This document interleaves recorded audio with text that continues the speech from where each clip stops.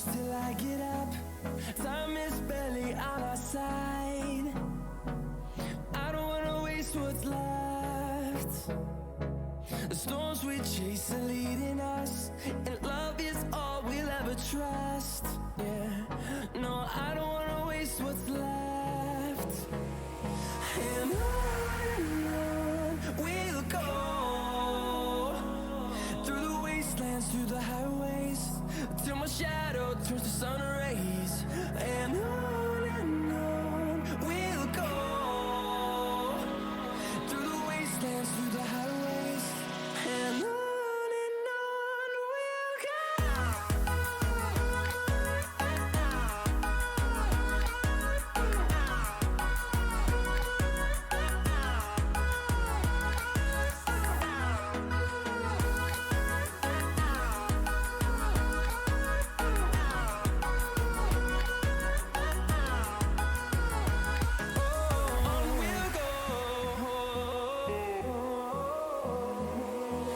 Finding life along the way, melodies we haven't played.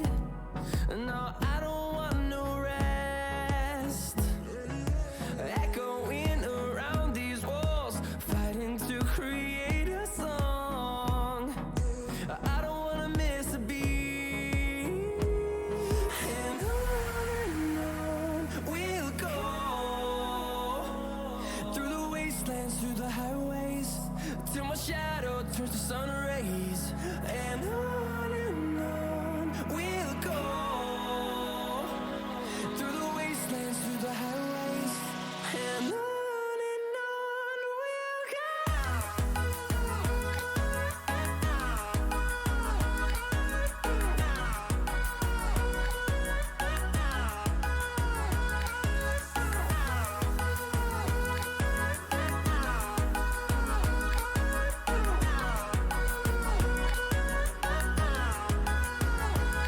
and we'll grow in number, fueled by them to see the horizon, turn us to thousands. And we'll grow in number, fueled by them to see the horizon, turn us to thousands. And on we'll go, through the wastelands, through the highways, till my shadow turns to sun rays. And on we'll go, through the wastelands, through the highways, and on we'll go.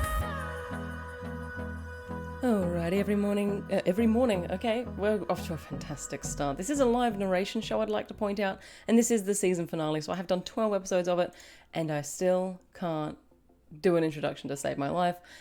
Okay, so we have made it 12 episodes of this thing. Mr. Timony, you're already in chat, you fantastic, lovely thing. Welcome, welcome, welcome. Please let me know if everything sounds okay, because I literally went to go live and it all just died on me. My mic stand literally sunk. And it just all kind of turned a little bit to shit, like straight off the bat. So, this is our you were ready and waiting. Oh, dude, that honestly means so much to me. Hopefully, Tay, try and guess who this is. Are you Tazor from my Discord? From my Mountain Blade streams? Sounds fine. Awesome. Thank you so much. And it honestly means a lot that you're sitting in chat waiting, because this is the last episode of the first season of One Chapter Wonder. So I did a little bit of quick maths last night. Spooky. I knew because you answered my thing in Discord straight away. So I did a bit of maths last night. This is the 12th episode of One Chapter Wonder. Every episode we did 3 chapters. So that's 36 first chapters. And based on the average count of word counts that I was submitted, we've read over 100,000 words in the last, I don't remember when this started. So 3. Oh, because I went on the cruise. That's right, halfway through. The 1st of June. The 1st of June was the first ever episode of One Chapter Wonder. We've read 100,000 words in like 3 months. So it's been a wild ride, but it is now coming up to the time when This thing is about to come out. We're looking at about 5 weeks now until her Crown of Fire comes out. So now I need to start turning my attention to marketing and doing giveaways. And I've been doing a little bit already, but I need to really start knuckling down and kind of giving this the main focus. I'm also drafting the sequel at the moment, which no one outside this stream knows. So you guys are in the know. Yes, I'm also drafting the sequel. I do have plans to publish the sequel. And just got to readjust a bit there. There we go. So it will be followed up. It may be a bit of wiggling with contracts and stuff, but otherwise it will, it's definitely coming out. So this is 5 weeks to go. We are going to read a little bit from it this afternoon, tonight, this morning. There we go, that's the one. So if you've pre-ordered it, you'll get a little sneak preview of what you've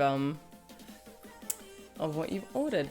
Otherwise tonight, let's get rid of that. Otherwise tonight we have a fantastic other YA fantasy by LA Myles. We've also got a high sci-fi. I called it an epic sci-fi in my description because that was the only way I could really think to kind of describe it. I read the blurb on Amazon and I was like, oh damn, that is some high concept shit. So we've got a high sci-fi from Steve Soderquist tonight. And I really hope I'm pronouncing your name right, Steve. I know you watch these, so I hope I'm correct here. I am just going to do a bit more fiddling because I'm really, really behind today. But this cover was too pretty to not put on the screen, so I've just got to grab this real quick. Yeah, you're going to love this one, Mark. I also did a little bit more research about Worldcon, and it's a sci-fi convention, right, in New Zealand. That's what it is. That's not what I want. Let's go that one. Sorry for the loud tippy tapping. The people who watch me play Mountain Blade are used to like the furious typing. Fantasy and sci-fi, okay.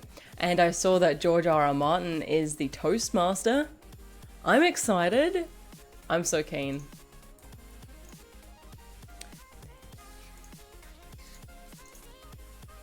Alright, let's do that real quick. This is going to chuck something on the screen. It's going to be a sneak preview of one of the books that we're reading today. It's a genre fest hosted in a different city each year and links in with the Hugo Awards. That's fucking rad. That's the one. Sneak preview. It's gone. Okay. This is what I get for not being prepared. It's a yearly, thank you. I wasn't 100% sure what that word was. Okay. I think we're going to start with Liquid Fire by LA Myles. I didn't have time to design anything to put on the screen, and the cover hasn't been released yet, so make sure that you pop on over and support the author if you like this one. I do believe it is being published. I'm just going to double check my notes. I told you guys I was all over the shop this morning. I was like, yeah, no, I'm up early, I'm ready to go, and then I swear if I do everything on the fly, I'm faster at it too. And I don't think you can see my little buttons from there. We've got a button.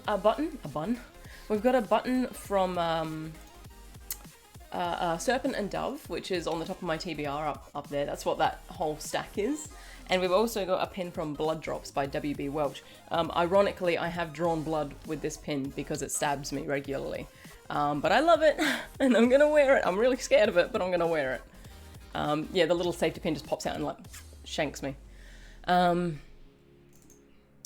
Let's have a look at Liquid Fire. I do believe it is coming out. It will be available in the near future is the note she's put with it.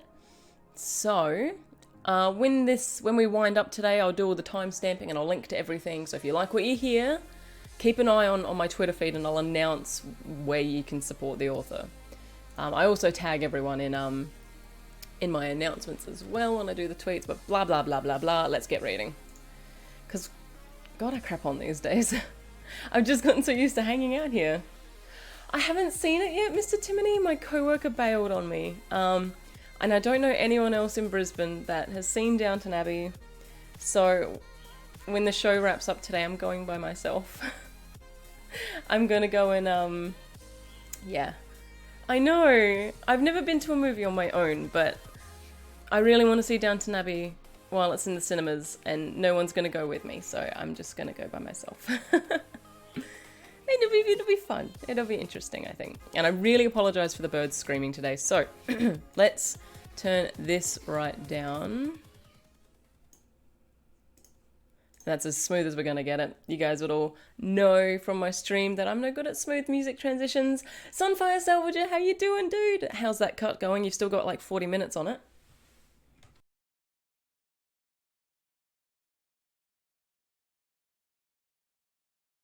You did, just in time for the first reading as well. And you'll like my blood drops pin.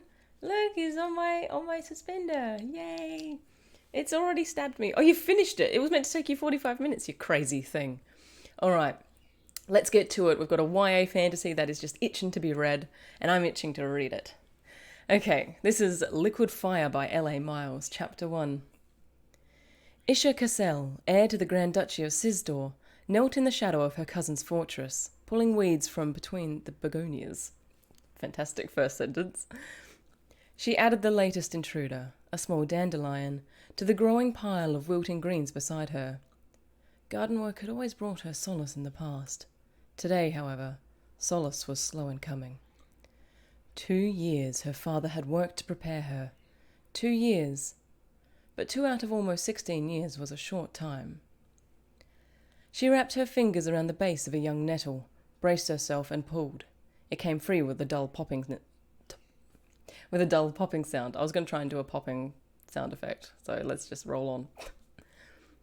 What deed would be adequate to prove she was ready for her new responsibility? That in 2 years she had grown enough.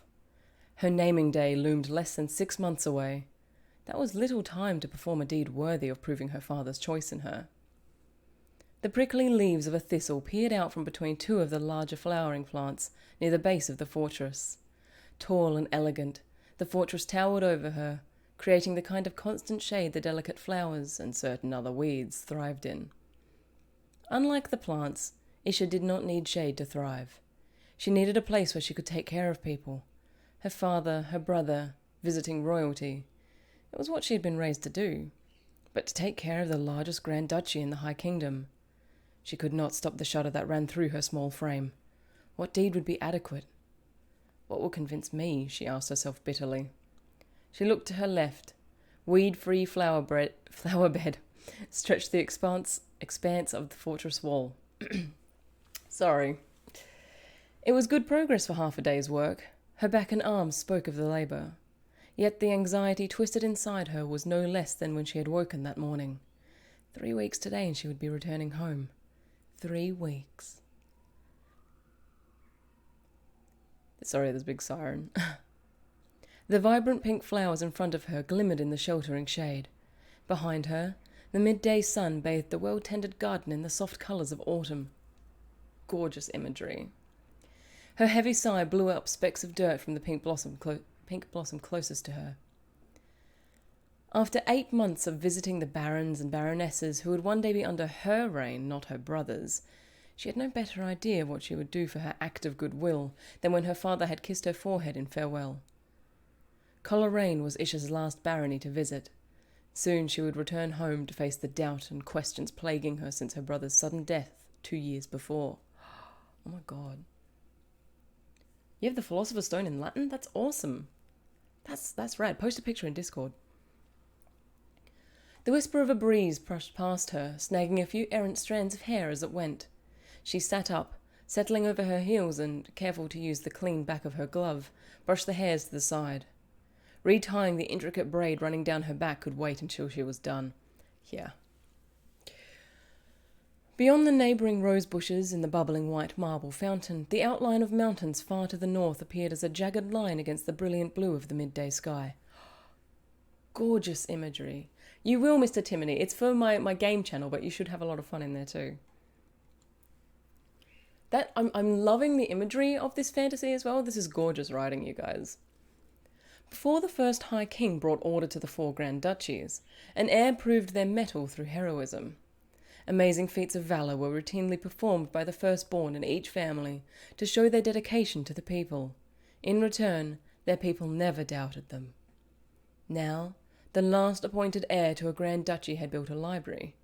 Isha had attended his naming day 4 years ago at the side of her father and brother, when her only responsibility had been to ensure her brother and father were taken care of.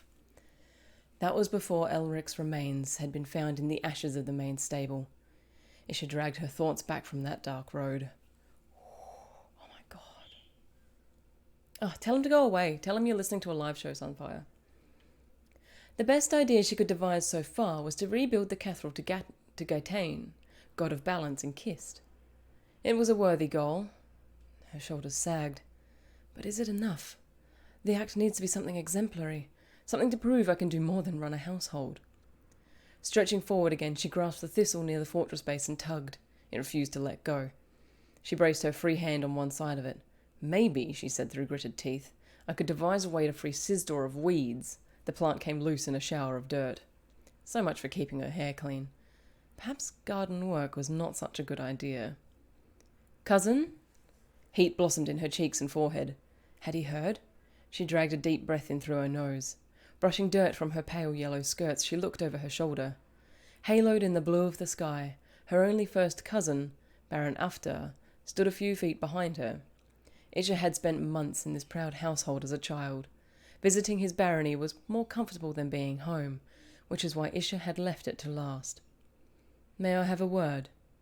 Medium build with raven black hair and dressed in a fitted surcoat rich with embroidery along its trim, he looked every inch a young baron, all the way down to his impeccably groomed leather boots. Certainly, Isha placed the weed on top of her pile. Tugging off gloves that stretched to her elbows took a moment. Cousin Aftar stood patiently waiting for her. The lace which normally graced her forearms from just below the elbow to her wrists was absent. It was a unique trait of this dress, as was the thick quality of the lace colouring the collarbone to the top of her bust. It felt odd not having lace at her wrist, and she would not have changed to meet any other baron, but this was Cousin Aftar. He was the closest to a brother she now possessed, and a little less formality was appropriate.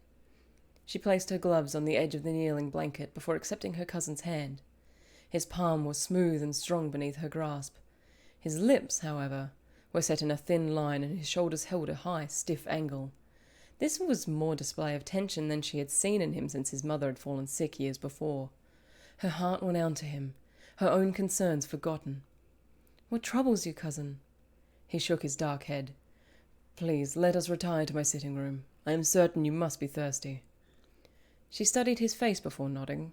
Cousin Aftar's deep blue eyes matched her own, a common enough trait among nobles as was the raven black hair gracing his head.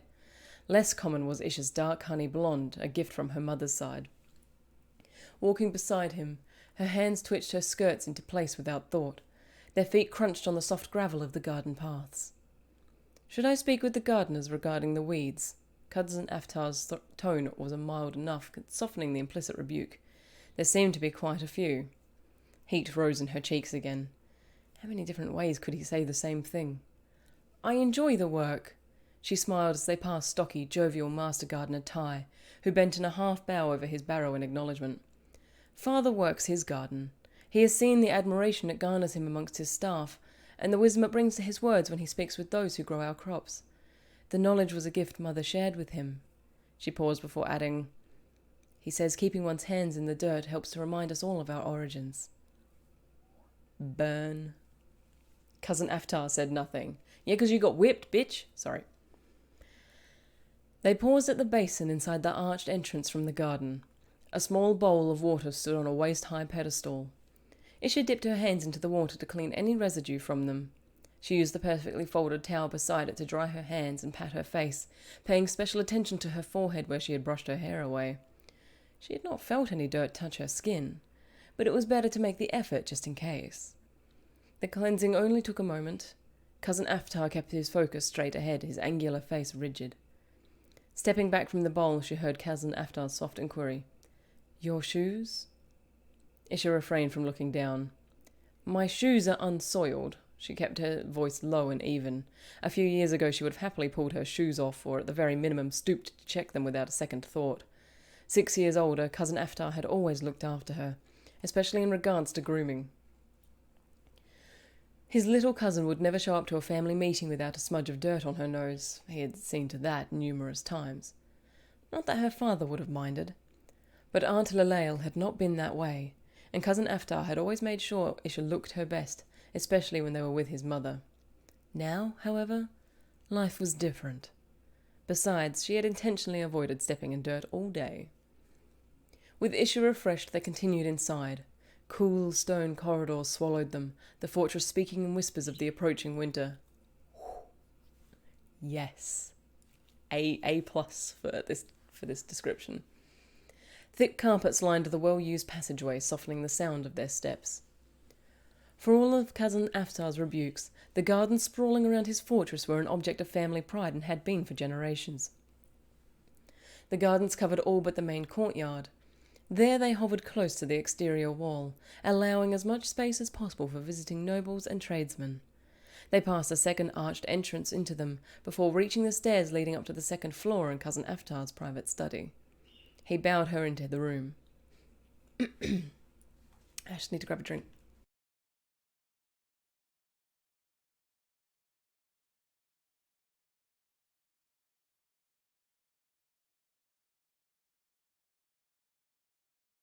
My apologies.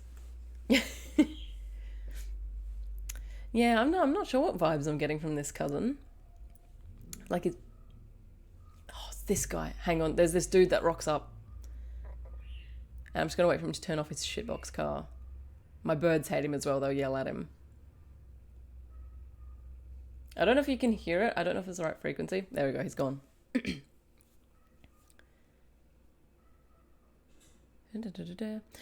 They passed a second arched entrance into them before reaching the stairs leading up to the second floor and Cousin Aftar's private study. He bowed her into the room. Isha settled into one of the two plush red chairs near the western window.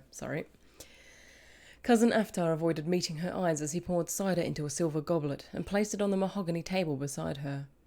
Her cousin spent a great deal of time in this room, and it showed in the care he took in maintaining it. I'm not going to look around my filthy study where I spend most of my life at all the nacho boxes down there. On the inside wall, shelves ran from the door to the corner. The shelves held maps and other scrolls neatly organised behind little wooden doors. Oh, I love it. She picked up the offered drink and took a sip. Sweet, spiced pear greeted her lips. Do you recall, he began, pouring a goblet for himself, questioning the unusual rumours regarding the High King's duchy? Isha nodded. Rumours of looting, thievery, and murder along the roads overseen by High King Costas were almost so unbelievable as to be bizarre. She could still see Cousin Aftar's finely muscled hand waving as he dismissed them. She spends a lot of time observing her cousin. I'm wondering if there's going to be something happening here. I was wrong to disregard them. Isha sat straighter in her chair. What have you learned? Cousin Aftar lowered himself into the chair across from her, cradling the goblet in his hands. I did not want to ignore something so serious without investigating it first. Isha set her goblet on the table and folded her hands in her lap. It was unlike Cousin Aftar to stall. He took a deep, audible breath. The rumours are true. Isha's back stiffened. Which ones? One shoulder lifted and then dropped a fraction, the closest to a shrug Cousin Aftar would allow himself. Every report I gather speaks the same message. The roads have become unsafe, especially near Azerit. And the reports of hideous creatures. Some of the tension left his shoulders and he frowned slightly. Those I have not been able to substantiate. He hesitated. I have sent word to the High King. There has been no response in return. In point, the High King has suspended all sessions and secluded himself from the others. This is interesting. It did mention that he's her only first cousin, so I don't know, maybe I'm getting more of a brotherly overseer kind of vibe. I'm intrigued. High King Costas suspending the daily sessions? What of the heirs? Prince Flexus has not been seen for some time. Cousin Aftar rotated his goblet in his hands, not touching the liquid inside. Prince Nias, Prince Kralis, and Princess Aelis have been spotted, but the reports are limited. The entire family seems to have adopted the same silence. Isha looked out the window as if she might see a messenger racing towards them across the low hills, bearing who knew what tidings. Beyond the short fortress wall, the town stretched into compact lines until it hit the outer city wall. A few houses littered the fields beyond, sprinkling the landscape all the way to the forest that helped make this area rich with its wealth of walnut trees. Isha reined in her fancy. A messenger would never come over those hills. Aserit was to the north. He does sound hot, you're right. I know, I'm going to get really hungry if they start talking about food, Tavor. They're already talking about booze and it's like 11 a.m. and I want port, but I think I just always want port. I tried reaching your father, Cousin Aftar continued. Isha's focus snapped back to him. Apparently he too is concerned about the changes in Aserit. Has he received word from High King Costas? He shook his head. No. Isha, I am concerned. He has gone to speak with the High King himself. Himself? It would be harvest soon. There were always matters during harvest requiring her father's attention. Yes, and he has taken an unusual number of men with him. You know him best. Do you think... Cousin Aftar's rich voice dropped to a deep, compassionate rumble. Elric's passing was a huge blow, as it would be for any parent. I hesitate to ask, but between cousins and out of concern for your father, has he been unusual since Elric's passing? The image of her father as he stood in the middle of the smouldering remains of the stable sprung to her mind. His face had been blank, and his scale had a pale, sickly colour like a man who had not seen the sun in years. Her stomach twisted at the memory. He had ordered every member of the staff and the guard questioned. No one had seen anything unusual that night. The personal approach he used to care for his Grand Duchy had always been a trait Isha admired. In the weeks following the incident, that trait had become amplified. If there was a person in need, he was the first to jump on his horse to ride to that person's aid. But this was completely different. Oh, spiced pear. Yeah. Oh, could go some warm cider. She unclenched her hands. Her fingers had gone numb. How many men exactly? 150. What? Isha's chair rocked as she leapt to her feet, all her years of etiquette training momentarily forgotten. But that many could be seen as an act of aggression. Her cousin nodded, leaning back as she swept towards the fireplace. Father must think something serious has happened. She brushed her hands down over her skirts, trying to calm the racing of her heart. What exactly did Father say? He will use men to reinforce the posts inside Sistor, and on the other side of the Grey Forest. But if there has been no word from the High King, then he could not have asked for such reinforcements. The world swelled around her. She placed her hand on the mantle of the fireplace, wishing she had not risen. 150 is too many, she continued. Even leaving men at all those posts, which in itself could appear treasonous, the posts are small and he would have too many remaining.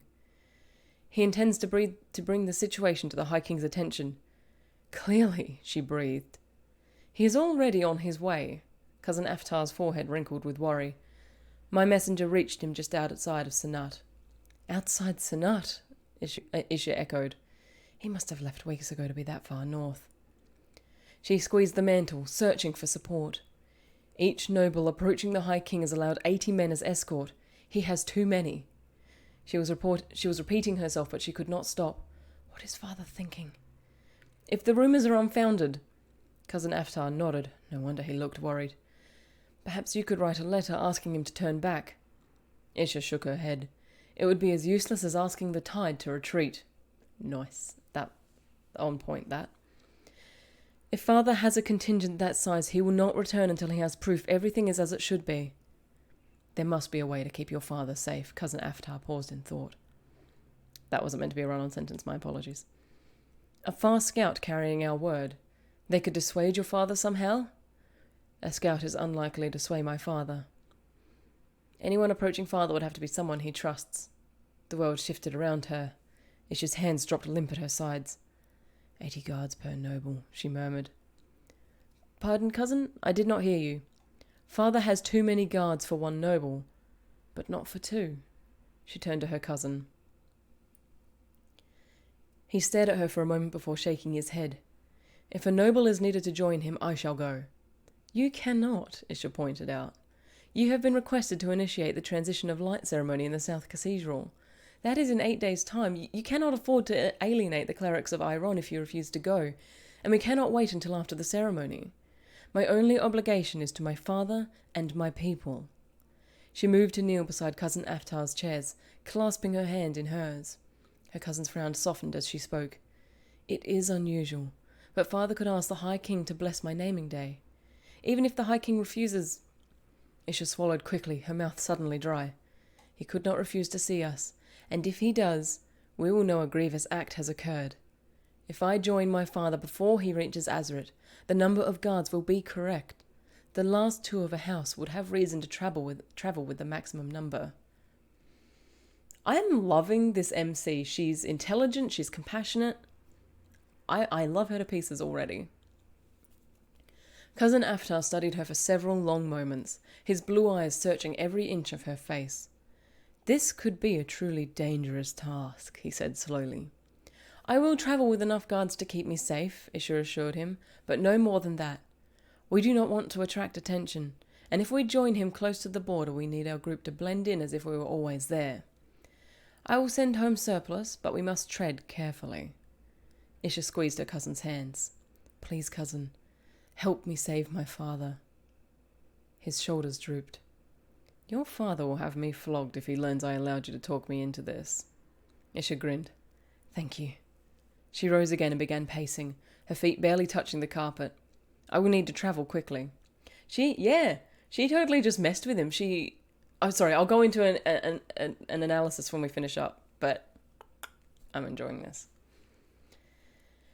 Cousin Aftar nodded from his chair.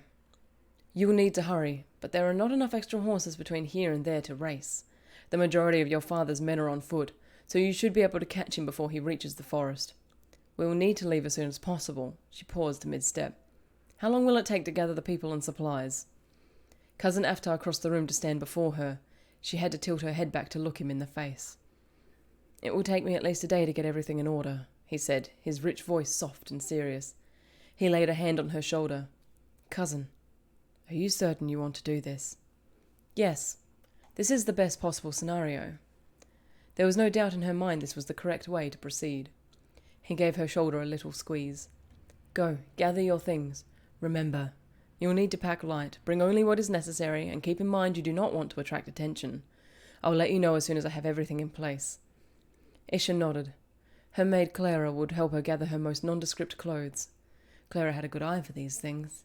Lost in thought, she nearly collided with the stiff-shouldered Captain Loral on her way out the door. Stopping just short of slamming her nose into his chest, she sidestepped around him. Excuse me, she murmured and darted down the hallway. She had a great deal to do. Interesting, and I bet you anything, I don't know, so I can't confirm my own suspicions, but I bet you anything this is a multi-point of view book and Captain Loral has the next chapter. And he'll be assigned to go with her on this diplomatic mission. But those are just my predictions, and the author can feel free to confirm them. Or deny them. Or tell me I'm an idiot. Yeah, I know, right, Table? I'm just going to get some music back up because I want to analyze the shit out of this. So, I need something softer and slower. Okay, so what I loved about that is we have a clear indication of the kind of person she is. She's all about duty and her people and doing what is necessary. Okay, so I was wrong on the multi-point of view thing, but good morning, LA Myles. Were you in chat for the whole thing? That was really fantastic. So, and now I feel a bit weird about doing the analysis with you here, but I'm still going to do it. So what I loved at the end, right, is she knew enough about her cousin that she knew he was going to be hesitant about letting her go on this, like, perilous journey. But she put herself in a position of supplication by... and feel free, LA, if I'm just talking out of my arse here. But when she goes back to him, I'm just looking for it.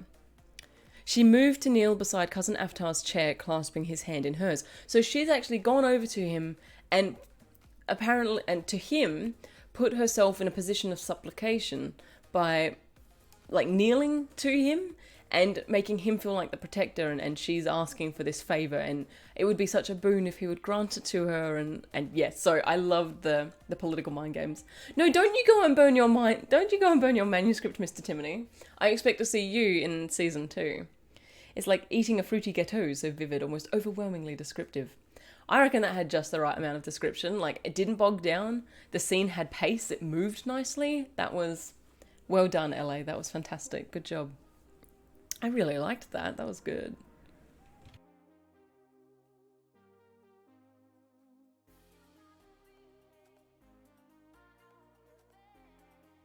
No burning of manuscripts. We all have our own strengths. We're all at different stages in our drafts. What is going on here? Everything's mirrored. There we go. Yay! Look at you all in chat. I appreciate you all so much right now. So, we're going to do a genre flip now. We're going to sci-fi. I'm going to have to use my phone for this one because it actually got sent through to my Kindle. And then I couldn't work out how to put it on my Kindle for PC because I'm a numpty. So, we've got our Kindle. Oh, Melissa.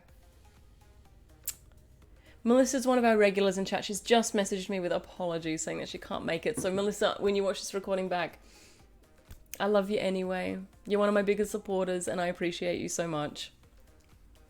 Okay. Now we are flipping to... where is it? Kindle. There's my app. Just got to load my Kindle app. Here we go. It's all ready to go. So... There's a helicopter. I feel like this is just suiting the theme because it's like sci-fi military.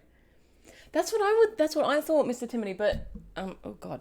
But when I opened up my Kindle for PC, all my other books are there, like literally every other book that I have, but it just wouldn't download this one. It just said it wasn't there. So it's on my phone. That's the main thing. This is just going to be a bit of a weirder reading, and I'm not 100% sure where. I don't know how big this first chapter is. Oh lordy, it's huge. I may snip it halfway through. Oh, there we go. It's really hard to see on a Kindle how long stuff is. Just finding where I'm gonna... This is intense. Okay, this is a... Oh my god. Okay, this is a real genre change. I will put a disclaimer on it right off the bat. There's a lot of swearing. There's some swearing that I saw. So if you're watching this in the living room and you've got any kids with you, maybe just turn it off. So there are adult themes in this next one. And I think we won't do the whole chapter because I think it's a little too large. I will snip it at a natural point halfway through. You can trust me, you guys. So this is going to be half of chapter 1 of The More by Steve Soderquist. I'll make that a little bigger for you guys because it is a cool ass cover. Yeah. Sorry, I think that's awesome. And I've got to remember not to like headbutt this one because, not the phone, the book cover. Because a couple of times I've like accidentally like gone behind it and then watched it back and just been like, 12 episodes. I've done 12 episodes of this and I'm still no good at it. I think there's a fire on one of the islands nearby because they've been doing like water transports over there. So it kind of just sets the scene for what I think this is, which is kind of freaking me out a little bit. Okay. So let's do it. I'll turn off my non-sci-fi music. Okay. Alright, this is chapter 1 of The More by Steve Soderquist. I really hope I'm saying your name right, Steve. I'm very sorry if I'm not. Chapter 1.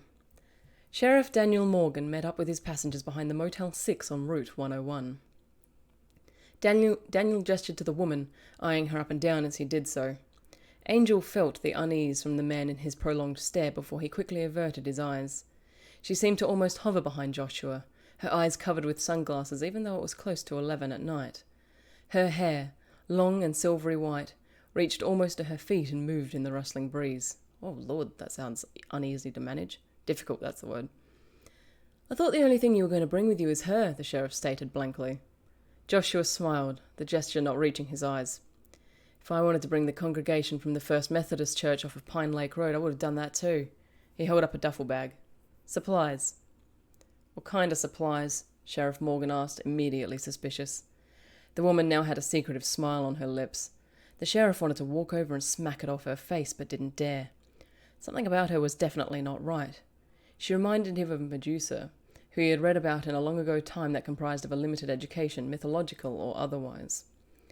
Joshua responded coolly, saying, "The usual I bring along to such fun parties. You know, whips, chains, cans of whipped cream, some famous Nebraska corn. They make great dildos." Sorry, I couldn't say that with a straight face. The strange woman behind Joshua had a smirk on her face. You and me both, love. "That's not fucking funny. This is no game." "Like it was the first time, right?" "I was a kid and didn't know no better," came the sullen response. What is being hinted at here? "Well, be that as it may, you opened a door and called us to shut it. You're not the first to screw with what you didn't know about. The seed was only the catalyst that started it." "I ain't talking about no normal seed, and you damn well know that. Besides, I was a kid and didn't mean it." The helicopter's really freaking me out. "I don't know, Sunfire." The sheriff thumbed back to his waiting patrol car. "I told you I got the picks and shovels. All you said was you bringing her? Well, at least that's what you said." The disdain in his voice was evident. Joshua shrugged it off, and the woman, Angel, was unfazed. Both she and Joshua had seen this hundreds of times. Some local calls the hotline that has been established 5 years ago to report they saw unusual behaviour in a friend or family, like eating dirt out of a bowl like it was Kellogg's cornflakes. Oh. Then once the cleaner and seeker arrived, they either clammed up, freaked out, or shut down completely, leaving it up to them to find the seed. Ooh, now, yeah, I'm getting with this now. This is cool. What are they doing? I don't know if you can hear it, so I'm probably just acting like a crazy person, but there's a really loud helicopter. Not so long ago, there was no such thing as hotlines posted in every town and every city. In that time, a person could mention the word seed without a repulsed sneer, as if the word fell out of the speaker's mouth like foul gas. Most people never spoke of it, because like anything else of such a horrible nature, people don't talk about what they can't do anything about.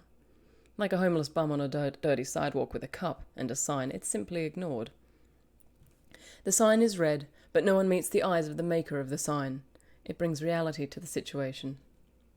I wish I had a pool, Sunfire, that would be amazing. Such as it is with seeds, also known as the moor. The infected always have an earthy smell like they've been working in the garden. Oh my god, that ties into the first reading too well. She was working in a garden, she's got the moor. But also like they may as well live in the garden. What never fails to amaze Joshua is how many people simply coexist with these monsters, who are perfect hosts to the very alien presence residing within. The Illuminist says it's more than apathy, but influence. Joshua has to believe that, because otherwise the term sheep for people would be more accurate than ever suspected. Sorry, the birds are going to scream because they're about to be left on their own. So I may bring them out for my reading, I think, maybe. They will try and chew the book, but it's all good. The sheriff brought Joshua out of his musings. "You said she locates him, and you kill him. You told me all this on the phone. Jesus, I wish I never contacted you." Sheriff Daniel Morgan spat on the ground and turned away. He couldn't look at the woman for too long. Something told him madness lay there. "Besides," he continued, "what good is it anyway to bring extra stuff if it's just more stuff we have to destroy? This was a one-shot deal. You said you and her could locate that fellow in the Commons and take care of this." By Commons, the sheriff was referring to the old county graveyard that sat right between Jamestown and Mulberry, 15 miles past anything else that would pass for civilization. There was a church there as well, or at least something at one time resembled a church, now gutted, but that was it. No one had been to the church in over 20 years. Joshua shook the bag, shaking his head as he did so. "This stuff isn't for you or me, Sheriff. It's for her. She finds them, she pulls out what we're looking for after we dig it up, and then the infected human comes back. I kill it and it gets buried again, simple as that. What the fuck do you think we used to get into it, our hands?" Joshua took a step forward and Sheriff Morgan took an involuntary step back. "I told you when we agreed to check it out that there were no questions to be asked. Now here we are, you standing there with your dumb hick mouth open just questioning and questioning.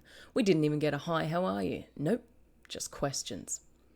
Joshua sighed and looked at the other man like a disappointed father whose son brought home a bad report card.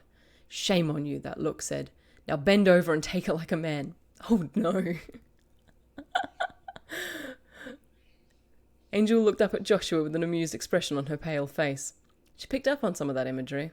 He cocked his head as if listening to a signal only he could hear, and paused a moment, then nodded. "You're right," he said to her. We have to go now, or there's no point in trying tonight. How many layers did you say? After a moment he nodded again. She can talk in front of me, the sheriff bawled, offended. Sheriff Morgan thought it was bad enough when it, whatever it was, started to stir up problems in his town, like it was doing in the bigger cities without this creepy shit. He was a small town sheriff and didn't achieve the position by being brilliant, so missed it entirely. The obvious never even crossed his mind, the fact that she communicated without talking. This is, okay, I'm getting like a zombie sci-fi vibe out of this. Joshua noted this and sighed again. Thankfully he didn't have time to launch into explanations. It was enough that they had found another.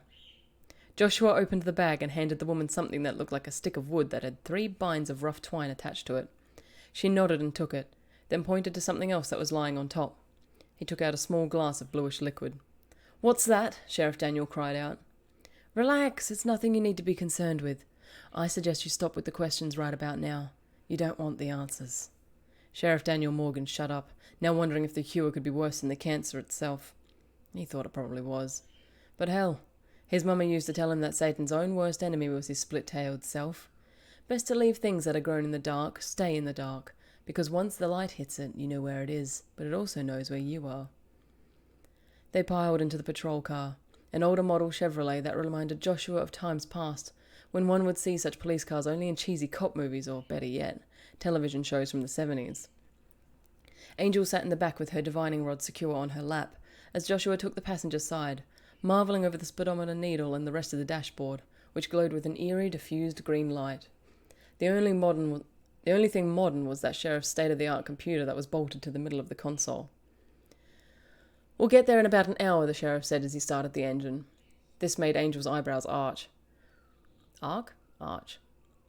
Joshua glanced at her as she silently told him that this was the farthest any of them had left their original husk. He contemplated this for a moment, not completely understanding, but accepting of this academic fact. Many of the things that interested the seeker baffled him, and he, being in the role of the mediator, did what most of his kind did, accepting without pursuing the answers any deeper. Some things he felt he didn't need to know. On the way to the cemetery, however, Sheriff Morgan was full of talk. Most of it was ambiguous enough and superficial and therefore not invasive, but still, being the only one capable of answering questions of any kind, Angel, like all seekers, had no vocal cords. Okay. Joshua tired quickly of being the only mouthpiece. Like most cleaners, he was the silent type by nature, preferring to listen and observe rather than facilitate or participate. As far as Joshua was concerned, most of the things he had to say were of little interest to people anyway, except for Angel. For whatever reason, she was continuously fascinated by Joshua, and he with her. They were like two astronomers pondering the mysteries that made up their individual universes, circling each other like planets and discovering their commonality with an almost innocent wonder. Sorry, well, if you could shut them up, that would be great. This was not unusual when it came to the Illuminists. There was something about them that gave their human counterparts a sense of peace and harmony, like the sound of soft music with accompanying ocean waves. Except, of course, for the business at hand, which was as far from peaceful as one could get. His training was to lure and kill the more that had infected a human, and when that time came, to be as ruthless a killer as needed, and without a second's hesitation. It certainly wasn't to play 20 questions without a source. Especially one who probably still thought professional wrestling was real, and that eating at the Waffle House was fine dining. Burn. And that's when I said, "Janie, I gotta call that number on the back of the flyer I saw up in your town's bully. That's our bulletin board, you understand." And she says, "You better be sure, Sheriff. You're getting yourself into some hot water if them creepies come all the way here for nothing." He paused long enough to give Joshua an apologetic look. Joshua, however, was staring straight ahead at the dark road cut only by the patrol car's high beams, his face stony as he waited for them to get to the cemetery and leave this constant litany of babble behind. That wasn't me, Tazor, sorry. Where did I get Tavor from? Angel touched Joshua's mind. It was the equivalent of a tap on the shoulder, which she couldn't have done if she wanted to, as the sheriff's patrol car came complete with bars separating the back seat from the front. Joshua glanced over his shoulder as Angel gave him quick instructions. He nodded and noticed the rod was twitching now. "We're close," Sheriff Morgan said, as if Joshua didn't already know this. "Damn close." God, I hate it how it just gets colder now. Joshua grunted absently without interjecting. It was always thus. The closer they came to a seed carrier, the temperature dropped and would hold at a steady 50 degrees Fahrenheit, 1 mile in any direction. Can someone please do the conversion of 50 degrees Fahrenheit to Celsius so I can have some context? Because I'm lazy. 1 mile in any direction, until the infected came closer, of course. They always did when the host was about to be destroyed. Then it got much, much colder. That was when Joshua would step in to perform his speciality. By then, Angel would have faded into the background to muddle the air with incoherent thoughts and emotions, giving Joshua the advantage for an offensive posture. That's 10 degrees. Okay, thank you. Also, Jarvi, could you wait and take me to the movies on the way to go and fix things? I would have messaged you, but I'm really lazy and you're right there in chat, so... That was very important. If he were in the position of needing to defend himself, his chances of survival would drop below the 10% range. Angel had lost 2 cleaners this way, and had grown rather fond of Joshua. Thank you. They had worked together for over 2 years now, and had done their part to keep the seeds from spreading too far. Joshua glanced over at the sheriff and noticed his hands were gripping the steering wheel tight enough for his knuckles to have gone white. If there were comforting words to say, he didn't know them, and wouldn't have bothered anyway. Daniel Morgan had come across a moor seed 25 years ago. This particular seed was in the shape of a kernel in an ear of corn. A singular kernel so red, it could have been dipped into fresh blood, still shiny and reflective, nestled in the row of other kernels like an abscessed tooth. Oh, this is so creepy. Daniel and his friends had been hired in the midsummer by farmer Larry Whitley to help pick the corn for $5 a day, 8 hours of work a day, or at least until the boys wore out.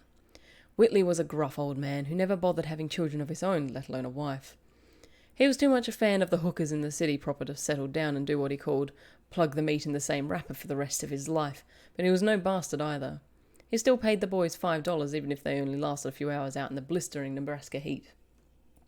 You just saw BP birds? 10-year-old Daniel usually outlasted his comrades and got to shuck some of the corn for an extra $1 at the end of the day, settling in the relatively cool storage area where the corn was brought in. He had come across the ear of corn with the red seedling, and showed Mr. Whitley his unusual find. "Well, Danny, that there is good luck corn," Whitley had said magnanimously, making it up as he went along. "They say corn with a red eye will bring you the best of luck for next year's crop." Daniel, being only 10, bought into this bullshit hook, line, and sinker, nodding at the wise words. Oh my god. Sorry, I've got to stop reading ahead. I always do when stuff starts heating up. I read ahead of it. "Do you eat it?" he had asked. "Yep, but not cooked. Oh no, bad luck then. Yes, sir, indeed." Then he plucked out the red kernel, which for a moment seemed to pulse in indignation at being removed. Daniel would swear later to his friends he saw this, but never told the police about it lest they think he was nutters and send him to what him and his friends called the nut farm, and swallowed the kernel, not bothering to chew it. Daniel watched in a kind of fascination, wondering if there would be some kind of light shining from his eyes or something, when old man Whitley first kept his smile on, then grimaced as his legs buckled, followed by him hitting the ground as if he had been shot.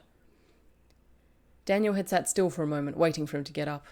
A small, nervous laugh barked out of him, as it actually seemed comical at the time. The old man had dropped to the ground like a bad guy in one of those cheesy cop movies, or more like, so he thought later, a cartoon from Looney Tunes. His tongue was even sticking out, his eyes were open as if he had seen something that scared him pretty bad. "Mr. Whitley," Daniel nudged him with a toe. It was like nudging cold marble. "Ah, geez, are you dead or something?" Now his voice was quivering and the tears started to well up in his eyes. Oh, geez, get up." That was when Whitley spoke. His eyes never changed. His tongue never retracted. And the dank odour that issued from his mouth made Daniel gag and take a stumbling step back. "Thank you." Daniel screamed and ran out of the barn. The swallows that roosted overhead since time out of mind were circling overhead and screaming, some flying blindly into the barn's upper ceiling walls and falling dead to the ground. Oh no! Those that made it out more than pure luck flew until they dropped dead of exhaustion, still screaming in their high-pitched bird song. So that's what happens when someone consumes a seed, I guess. A seed of the moor. Oh, well, that's terrifying, and I'm definitely buying that to read it all in its entirety.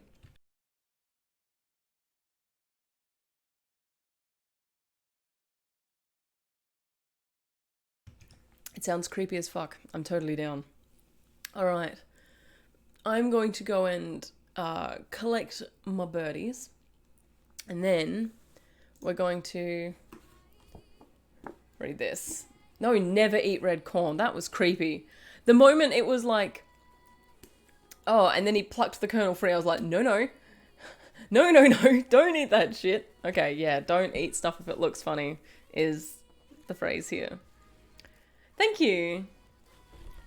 Yeah, no, that was good. That is currently available for sale. That's up on Amazon at the moment as a Kindle. So, like usual, when this this recording is a recording, I'll chuck all the buy links and timestamps and everything in there so you guys can investigate and buy if you are interested in anything you've heard today.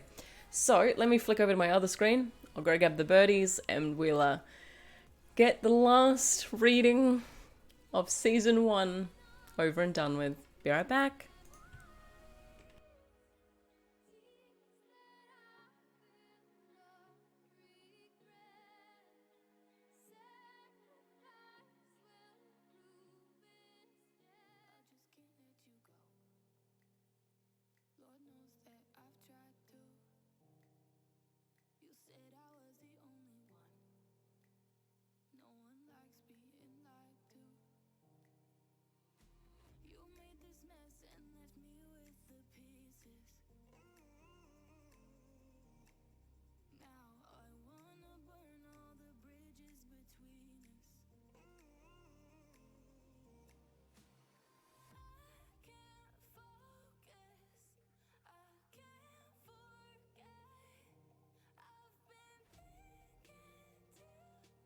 I have some special little visitors with me. There we are. Hello. Okay, so these are the birdies that you hear screaming. And they're going to accompany me for my reading. Yes, you're going to help me? Yes, you're going to help me. You're going to ruin my sound quality, aren't you? So this one is Henry. We thought she was a boy. And it turns out she's a girl. So, are you right? Are you good? Come here. So, her name is short for Henrietta. No, they love the camera. Yes? Hello? Yes. So, the one on my shoulder, come here. Okay, don't press keys. Don't step on anything. This one is Sasha. She's the naughtier of the two. She's the younger of the two.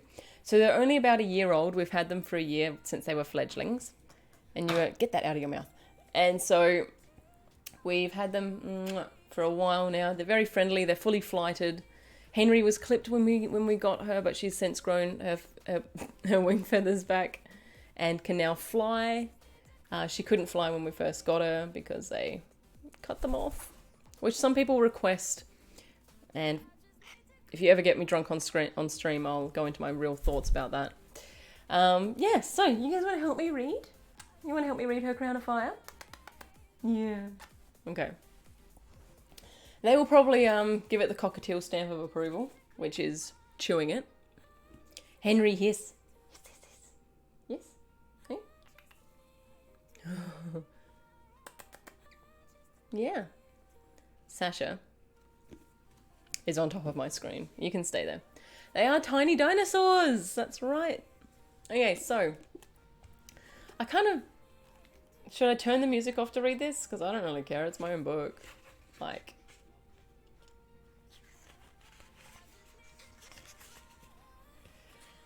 This is a really short first chapter as well, so kind of suits. Yes, it does. Oh, you guys can't hear it? Never mind. Okay, I'll turn it off then so it doesn't distract me. Oh, right. You want to settle in and have a read? Oh, yes, yes, yes.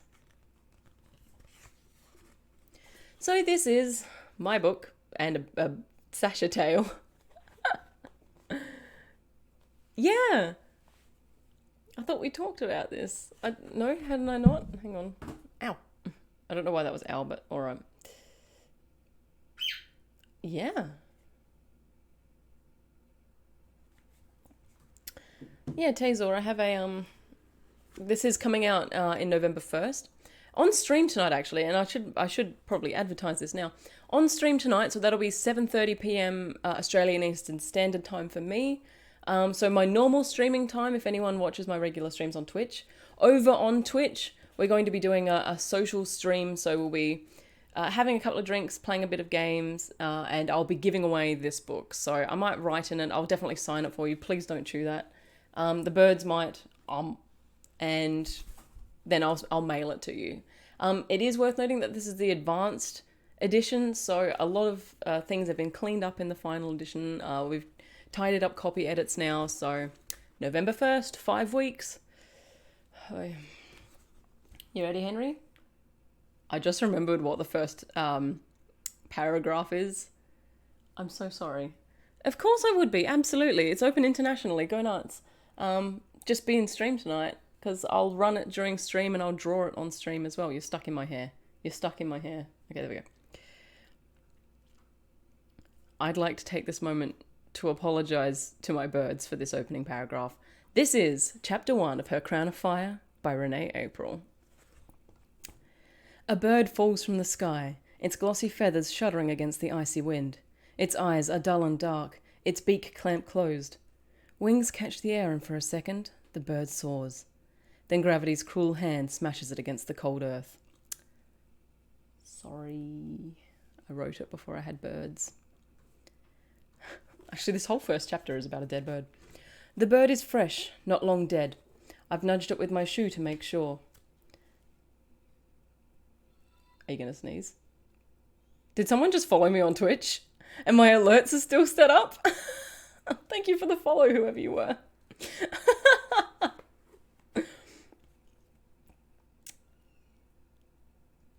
The bird is fresh, not long dead. I've nudged it with my shoe to make sure. A lump swells in my throat as I stare at its tiny corpse. I'm so sorry.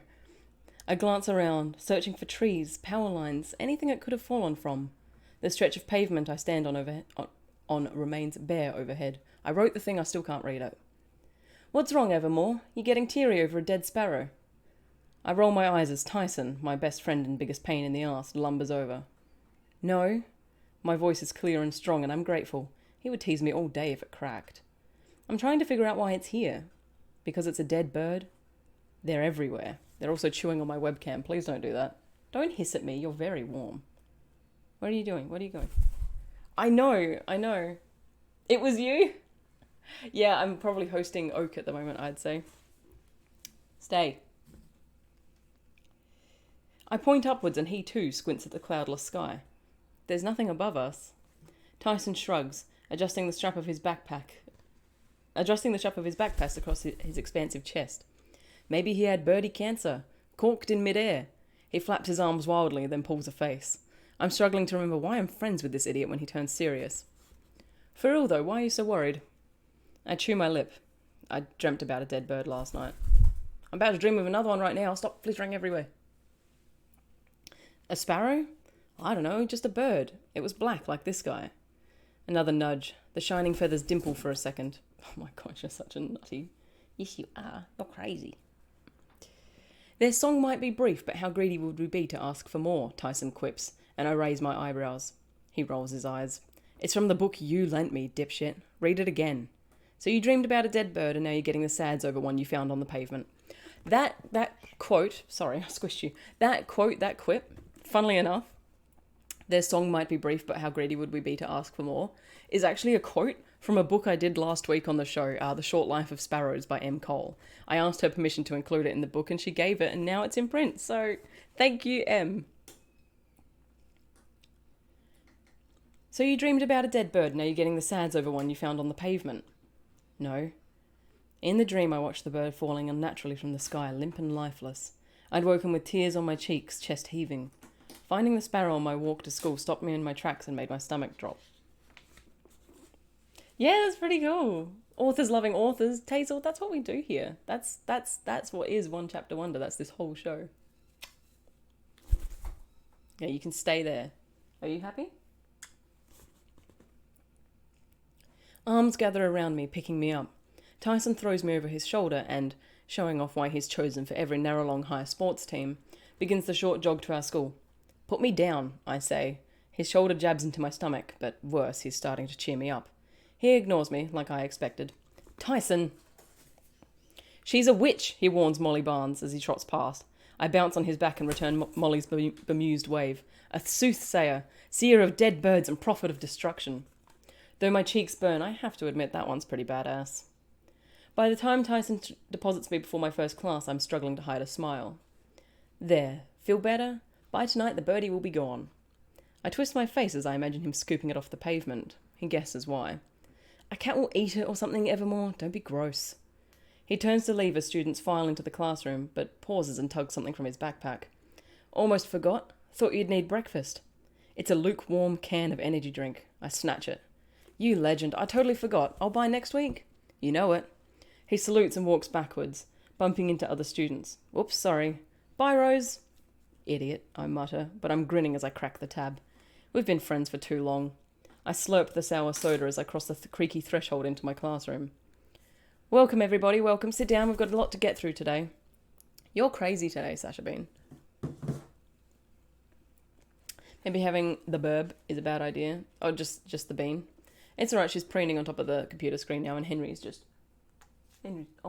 snapping at me. Alright. Well, no more kisses for you. No. You can chew on my glasses instead. Mr. Burgess hastily swigs from his stained mug of coffee. His collar sticks up on one side and there's a smear of shaving cream on his jaw. Give it... No, Henry. Henry. He shuffles a bundle of papers. Today we start our mid-semester career counselling. I settle into my favourite desk towards the back, the one coated in a buttery layer of sunshine every morning, but even that can't cheer me up from my teacher's words. Career counselling. How could I have forgotten it's today? I was all prepped to pull a sickie and everything. Stupid dream. You have lost shoulder privileges. A sheet of paper like a white slip of doom is laid on my desk. A happy face is printed in the upper corner as though it'll make planning your entire life at 17 any more bearable. I trace it with my pen. It makes it slightly more bearable. You've got 20 minutes to fill out your papers, then come up and make a one-on-one appointment time with myself or Miss Wesley. You can have the hair tie, that's fine. The chatter reluctantly ceases. I glance at the first line. When I graduate, I want to be... Inexplicably, I flash back to me and Tyson having this conversation when we were 9. A cat, he'd proclaimed loudly, outlining an overhead cloud with a stubby finger. They get the best stuff. Food whenever they want. Sleeping all day. Man, that's the life. I imagine writing cat in my career counselling sheet and can already hear Mr. Burgess's sigh. Rose, you have to write something. I realise too late I've written nothing and my teacher really is standing behind me. I know, I just what? This time the demanding voice in my head is my mother's. I curl my fists. I haven't thought about it, I say finally. A disc of light flickers on the wall as he checks his watch, then he jerks his head toward the door. Why don't we go have a chat? You can have the first appointment. The classroom is empty next door. Mr. Burgess takes prime spot at the desk, then pulls up a chair and gestures to it. I sit, placing my blank paper beside me. You haven't thought about what you want to do when you finish high school, he begins. You know that's the end of this year, right? Stress grips me. I know. I'm well aware. Do you want to go to university? Take a gap year? I frown. Gap year? He nods enthusiastically. It's a year off from studying. You can do anything, but most people travel. Sorry. I enjoyed my time in the United States last year. I'd highly recommend it. America. The image of a bald eagle soaring over a canyon plants itself in my mind. Something lifts in my heart. That could be cool. Can you please stop chewing the really expensive camera that cost more than you did? You gonna keep flapping? Yes. This hits close to home. Yeah, I wrote it. I wrote the first draft of this when I was in this year of high school. So it's based off of personal experiences. Well, that could be cool. Career-wise, though, is there any path you'd like more information on? I know your mother works in the hospital. Have you thought about following in her footsteps? I shake my head. I don't like blood.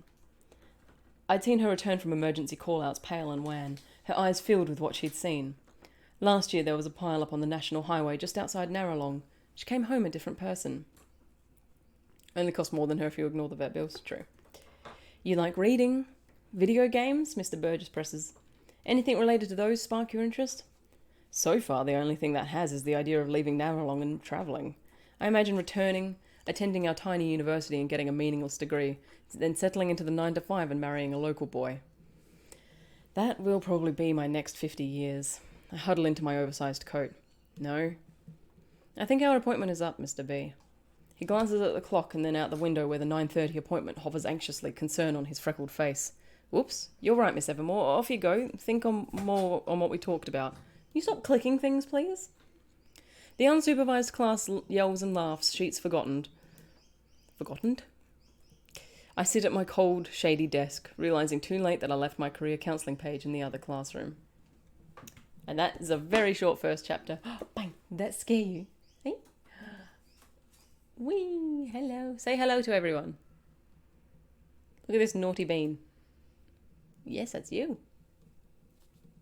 No. Oh, jeez. Okay, they just chew. They chew everything. Yes, they do. And they've turned things off. Okay, so that was the first chapter of Her Crown of Fire. It's not my best chapter, but it is the opening to it, and it does, I think, set the scene of where she's at in her life. Really? Oh well. Henry, no. So short, such a tease. Well, if you pop in tonight, Mr. Timony, it'll be very early for you, I'm guessing, if you're in the US. Then we're going to do some more. Yeah, we're going to do some more. Maybe. Love it, I want to read more. Coming out in November. November 1st, LA, yeah. November 1st, it'll come out in paperback and hardback. I'm so excited to see it in hardback. I haven't even seen it yet. Oh, you're in Sydney? Are you seriously? I'm going to be there in October, dude. I think that's a good enough hook there, certainly. It's smart, sharp, and pleasantly frank. Well, Henry, we're blushing now. Yeah. You guys can't... Oh, you're always so lovely to me. I really want to thank everyone in chat at the moment for supporting the first season of One Chapter Wonder. It has been an interesting run. I decided to go on a cruise halfway through it, and oh, you're chewing that now. Okay, lovely. And so we did have a couple of hiccups here and there, but all of the chapters that have been submitted have just been amazing. I've really enjoyed doing all the readings. I've learned a lot about writing and what makes a good book. I feel like I've learned a little bit more about the craft. I've learned more about being a reader. And I hope my reading has gotten better. I'll have to go back and watch the first episode because we've done a lot of chapters and a lot of reading. So hopefully it's a little bit better than it was, but there you go. Fix your toes. Hey? You're just too hyper. Go and hop on the desk. Okay, so I'm going to sign off and I'm going to go and watch Downton Abbey by myself. And I'll hopefully see you guys tonight, 7:30 p.m. Australian Eastern Standard Time. No daylight savings, though, I'm afraid, Mr. Timony. And we're going to be giving away this copy of Her Crown of Fire. I'm going to write some stuff in it for you. I'm going to write some little notes in the margins. You've actually listened to several episodes. Thank you so much, LA. That's really lovely of you. It's been nice hanging out with you too, Tazor. It's been really nice to hang out outside of Mountain Blade. I hope so. It's almost my afternoon. It's nearly 12 p.m. Don't even think about it. Give it back. No, it's mine. You can't have it. Do you want to listen to music? Do you want to give it a cockatiel stamp of approval? No, don't just lick it. Give it a real punch. There we go. There you go. Okay, so the book is now an authentic arc. If you receive this one, it does have little cockatiel love marks from Henrietta. Yes? You like my book? Okay. Yes, we'll be giving this one away. I don't know how long the stream will go for, but it'll only be like a little while. It's probably your best chance of winning the book, let's face it. So if you've ever wanted to read it, as an arc, being given away tonight. Now, I'm going to go and put these birds away and give them some food, because it is morning tea time. It's almost afternoon. Alright, you guys. Big love to the authors today on today's show. L.A. Myles, Liquid Fire was fantastic. Steve Soderquist, The Moor is incredibly creepy and perfect for the Halloween season we've got coming up. Alrighty, you go pass out, Tazor. Thank you so much for popping in today. It was so much fun. Alright, you guys. You have a fantastic rest of your day, and hopefully I'll see some of you tonight over on my Twitch channel, which is twitch.tv/ReneeSky. And yeah, I'll see you next year for season 2 of One Chapter Wonder. Bye bye!